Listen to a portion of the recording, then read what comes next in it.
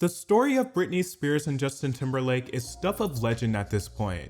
Famous young couple, infamous breakup, and songs released directly following the tabloid-centric split to capitalize on the controversy. In retrospect, I do think the optics and inner workings of the relationship is somewhat over-scrutinized and over-analyzed, especially considering how young they were. It was a teenage and young adult relationship, and still some people act like they were married.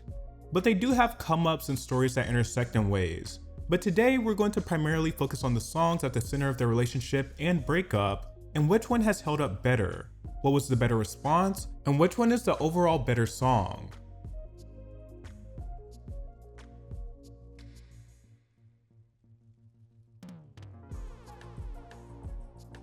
So the story of Justin and Brittany is somewhat lengthy, and they are true peers, but I'm going to make it short.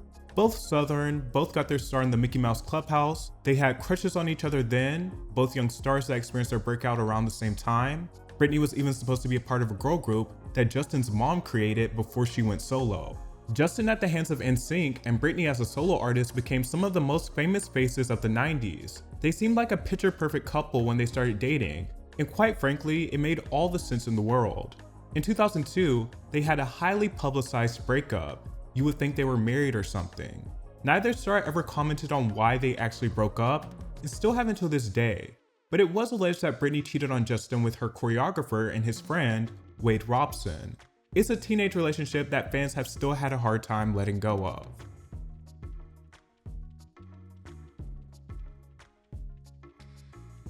And then came the music. While Justin kicked off his solo career with Like I Love You, in retrospect it feels like a blip compared to the grand moment Cry Me a River gave his career. Cry Me a River is arguably the most iconic song of his solo career, only rivaled by Sexy Back and Mirrors. Timberlake said writing the song was very easy, and he certainly holds absolutely nothing back in the lyrics. You don't have to say just what you did, I already know, I found out from him. Now there's just no chance, for you and me, there'll never be. He then says, you must have me confused with some other guy, the bridges were burned, now it's your turn to cry, cry me a river. While the lyrics and melody are personal and compelling, it's really the production handled by none other than Timbaland and Scott Storch that makes Cry Me a River stand out, and Timbaland especially, who helped elevate solo Timberlake. Cry Me a River has a very distinctive and intricate instrumental, while maintaining its pop appeal. I will say it doesn't sound nearly as good as some of Timbaland's other 2000s productions, even Justin's own work, namely Future Sex Love Sounds, and the hook in my opinion isn't that great or punchy. The real gold of this song is its execution. It's just so dramatic in every way and builds. The beat has just about everything jam-packed that you would commonly hear in different styles of pop songs. A string arrangement, synth lines, beatboxing, guitars, and eerie chants, but everything just meshes so well. The media ate the song up, and it cemented Justin Timberlake as a bona fide solo star. The vengeful shots taken at Britney Spears helping propel public interest and media speculation.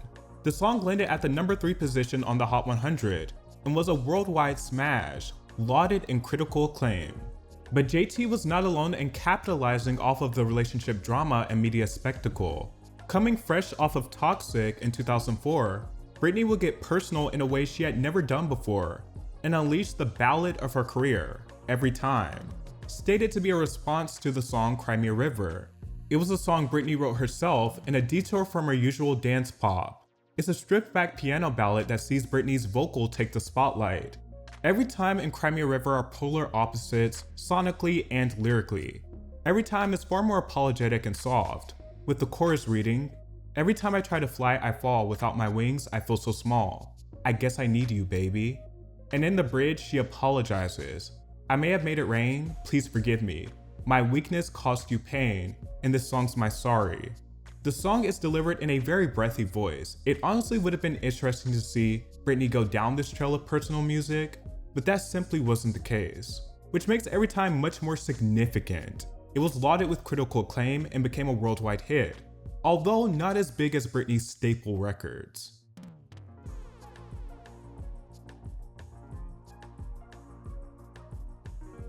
Now you can't talk about either of these songs without talking about their music videos, which are just as important as the songs in this case. Absolutely iconic and staple videos of the 2000s. The Crimea River video has a Brittany lookalike entangled with another man.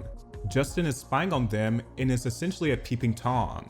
At one point in the video, he throws a rock through her window and goes inside her house. He gets onto the Brittany lookalike's bed and makes a video with a different woman on the Brittany lookalike's camera as a form of revenge. The Brittany lookalike senses someone is in her house, and when she gets out of the shower, JT and his swings videos playing on her TV. It's like a Lifetime or CW drama in pop music video form, but it perfectly matches the song, and it's an iconic video. Everytime also has a dramatic visual, but it's executed in a much sadder manner. The video shows Brittany being hounded by the paparazzi and being alongside a lover that is distant from her, with her trying to get his attention. Once they're inside a room, they begin arguing. Her boyfriend gets mad and starts throwing stuff. She's eventually in a bathtub and is intercut with scenes of Brittany dressed in white in front of a bright white light. She loses consciousness in the bathtub. Her boyfriend tries to resuscitate her and the ambulance is called. Spears watches herself in the bed in the hospital and walks over and sees a baby girl is born, an indication of her death. The video ends off with Spears rising from the bathtub and smiling. There was allegedly going to be a more final ending to the video, but after publications got wind of the video's plot, Brittany and her label got pushed back, which made them add the scene of her rising from the bathtub at the end. It's a sad but great video.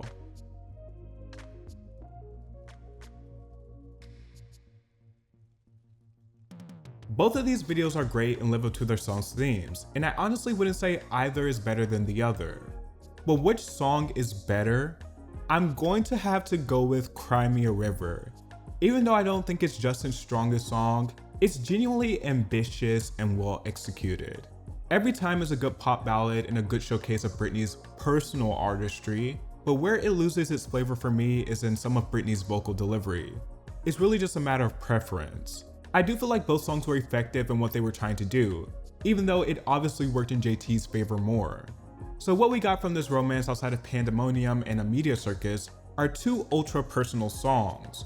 Crimea River is really the song that gave JT the freedom to break away from his good boy image and expand his music. Everytime, as well as the entire In the Zone album, helped Brittany emerge into womanhood with no hesitation. And this relationship still remains a cornerstone in 2000s pop culture. A relationship that has been subject to both scrutiny and admiration, even though Brittany and Justin themselves appear to be on good terms. Whether you feel like it's a relationship that never should have happened or PR gone wrong, most people would agree that some decent to good songs came out of this situation.